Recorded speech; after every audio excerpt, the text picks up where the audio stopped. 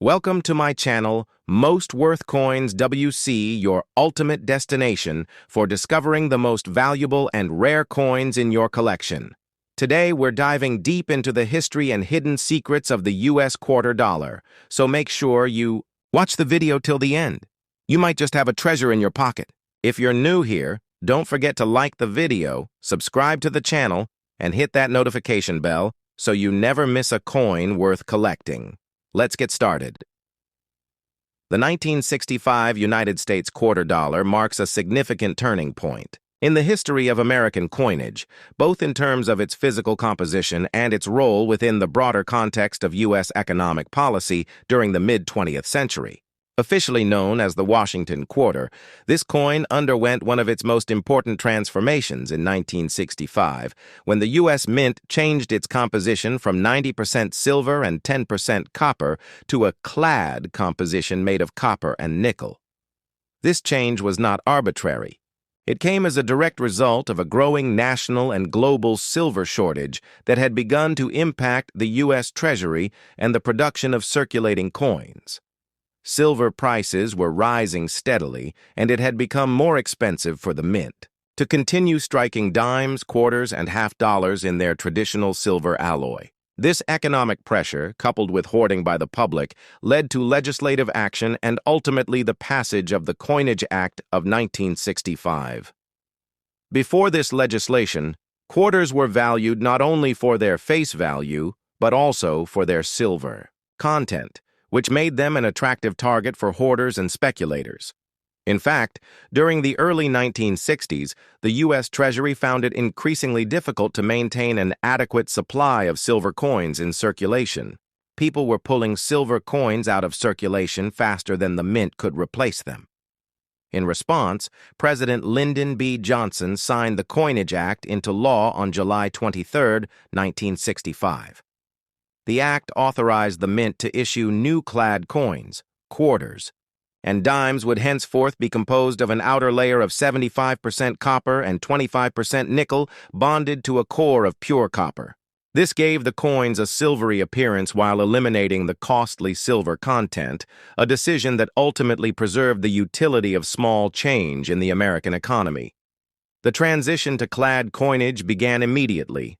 Interestingly, although the act was passed in 1965, the mint continued to strike some silver coins dated 1964 into the early months of 1966 to meet demand and avoid confusion. Conversely, no 1965 dated quarters were struck with silver composition intentionally, though a few mint errors have surfaced over the years, such as 1965 quarters struck on leftover 90% silver planchets. These rare and accidental issues are now highly sought after by collectors and can fetch hundreds or even thousands of dollars depending on condition and authenticity. One way to check for a silver 1965 quarter is to weigh it. Clad quarters weigh 5.67 grams, while the older silver ones weigh 6.25 grams. Another key indicator is the coin's edge. Clad quarters show a copper core when viewed from the side, while silver coins have a solid white edge. And visually, the 1965 quarter retained the familiar Washington design, which had been introduced in 1932 to commemorate the 200th anniversary of George Washington's birth. The obverse, front of the coin, features a left-facing portrait of Washington, designed by John Flanagan, with the word Liberty arched above his head, the national motto, "In God We Trust," to the left, and the date, 1965, below the Awis bust. The reverse, back, features a heraldic eagle with outstretched wings perched on a bundle of arrows, symbolizing strength and preparedness for war, while olive branches below the arrows represent peace. The inscriptions, United States of America, and E pluribus unum appear at the top of the reverse, while quarter dollar curves along the bottom edge. Importantly, no mint marks appear on the 1965 quarter. This was part of an effort by the mint to discourage hoarding. From 1965 through 1967, the mint removed mint marks from all coins, regardless of their actual place of manufacture. As a result, all 1965 quarters are officially Philadelphia issues, though some were also struck at Denver and San Francisco to keep up with production needs. These facilities did not differentiate their coins during these transitional years, which makes it difficult to trace the exact origin of individual pieces. In terms of mintage, the 1965 quarter is far from rare. In fact, the U.S. Mint struck over 1.8 billion, yes, billion, Washington quarters dated 1965. This figure makes it one of the most heavily produced single-date coins in U.S. history up to that point. The high mintage was intentional. The mint needed to flood the market with clad coins to replace the older silver quarters and to prevent a currency shortage. As such, most circulated 1965 quarters are only worth face value today, and even uncirculated examples are relatively common. However, as with all coins, condition plays a crucial role in determining value. Mint state, MS coins graded MS65 or higher, especially those with a strong strike and clean surfaces, can bring a modest premium among collectors. The absence of silver, the nuclad composition, and the lack of a mint mark all make the 1965 quarter a numismatically significant coin. It symbolizes the end of an era in American coinage and the beginning of a new, modern approach to currency management. Although some traditionalists initially criticized the new coins for lacking the heft and luster of silver, the clad quarters quickly gained acceptance and continue to be used in daily transactions to this day. From a collector's standpoint, the 1965 quarter represents a crossroads. It is modern but tied to the past, common, yet full of intriguing varieties and transitional quirks. Errors such as off-center strikes, double dies, and especially those struck on silver planchets are of great interest. One of the most famous errors involving a 1965 date is the 1965 silver quarter, which is often authenticated by professional grading services and can be quite valuable. Other known varieties include coins with weak strikes or unusual toning caused by differences in the clad layers. In summary, the 1965 Washington quarter is far more than just a piece of spare change. It represents a pivotal moment in U.S. monetary history, a moment when the nation had to adapt to economic pressures and evolve its coinage for the modern age. Though it is abundant and often overlooked in everyday use, this coin serves as a tangible reminder of how historical events, economic forces, and technological advancements come together in even the smallest units of currency. For collectors, historians, and casual observers alike, the 1965 quarter tells a fascinating story of transition, resilience, and innovation in the face of change. The 1970 United States quarter dollar, like others in the Washington quarter series, holds a unique position in American numismatic history, not because of a dramatic design change or a shift in metallic composition, but due to its place at the tail end of an important transitional era and its association with several fascinating varieties and mint eras. By 1970, the Washington quarter had already undergone its most significant change: the removal of silver from its composition following the Coinage Act of 1965. Starting in that year, all quarters for general circulation were struck in a clad composition, an outer layer of 75% copper and 25% nickel bonded to a pure copper core. Thus, the 1970 quarter, composed of this copper-nickel sandwich, continued the non-silver standard, now firmly entrenched in the nation's coinage. The obverse of the coin features the familiar left-facing portrait of George Washington, designed by John Flanagan and introduced in 1932. The inscriptions "Liberty" and "In God We Trust" are displayed prominently, along with the date 1970 at the base.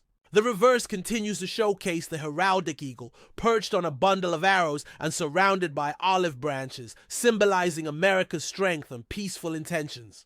Above the eagle appear the inscriptions "United States of America" and "E pluribus unum," while the denomination quarter dollar is inscribed at the bottom. The design remained largely unchanged from earlier years, But what makes the 1970 quarter especially notable among collectors are a handful of unique characteristics, including mint marks, limited mintage, and rare era coins. In 1970, quarters were struck at two mints, Philadelphia and Denver. Those struck in Philadelphia bear no mint mark, while those struck in Denver display the small D mint mark to the right of the ribbon at the base of Washington's bust. Unlike coins from the 1965-1967 period, which intentionally omitted mint marks to discourage hoarding, mint marks returned to regular use by 1968. The 1970 D quarter in particular is the more common of the two, with over 417 million pieces minted. In contrast, the Philadelphia issue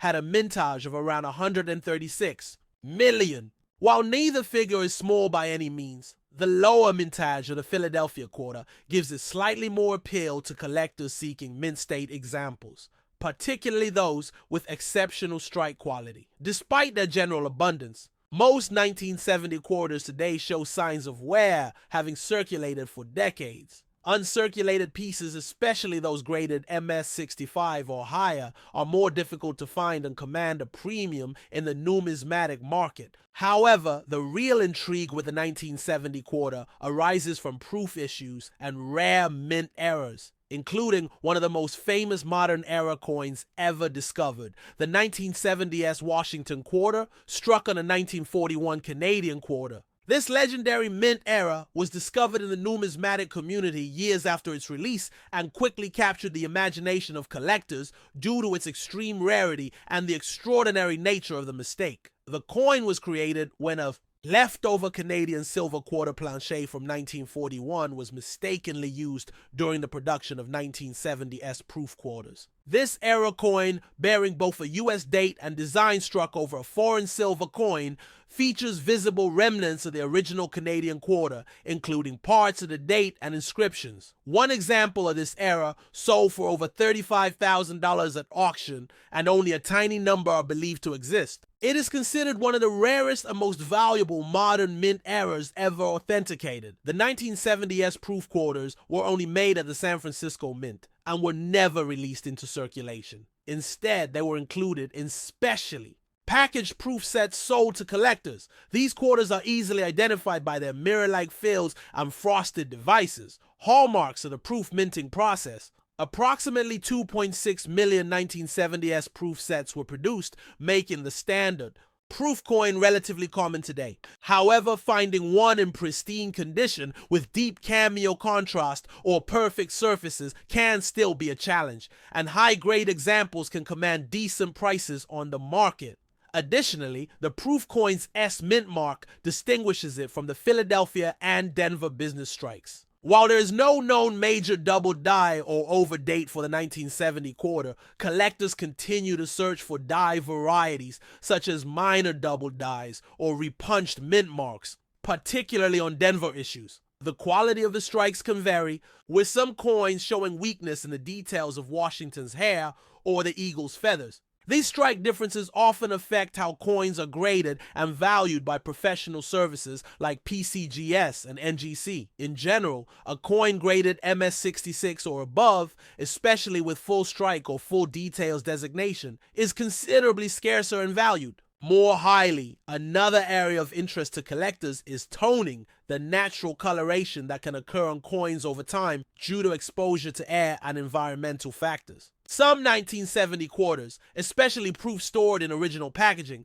can develop beautiful rainbow or golden toning, which increases both their visual appeal and their numismatic value. Toned examples are highly subjective in value, often fetching significantly higher prices depending on the vibrancy and pattern of the toning. As part of the Washington Quarter series, the 1970 issue also holds importance in registry sets, where collectors strive to build the finest graded collections by year, mint mark, and condition. The competitive nature of registry collecting means that high-grade 1970 quarters, particularly those with perfect surfaces, strong luster, and top-tier grades, are always in demand. From a historical standpoint, the 1970 quarter stands as a reminder of the shifting landscape of U.S. coinage during the second half of the 20th century. It symbolizes the normalization of clad coinage and the complete abandonment of silver for circulating coinage, a change that reshaped American money forever. Although it may seem like a common everyday piece of pocket change, the 1970 quarter holds considerable historical and numismatic depth when examined closely. Whether you're searching for a flawless proof, hunting for rare mint errors, or simply appreciating the coin as a survivor from a transformative time in U.S. monetary history, the 1970 quarter offers much to explore. It remains a solid entry in any Washington quarter collection, one that bridges the classic era of silver coinage and the modern world of clad coin production, all while continuing the legacy of America's first president on one of its most widely recognized coins. Let me know if you want a voiceover script version or a bullet point summary for collectors.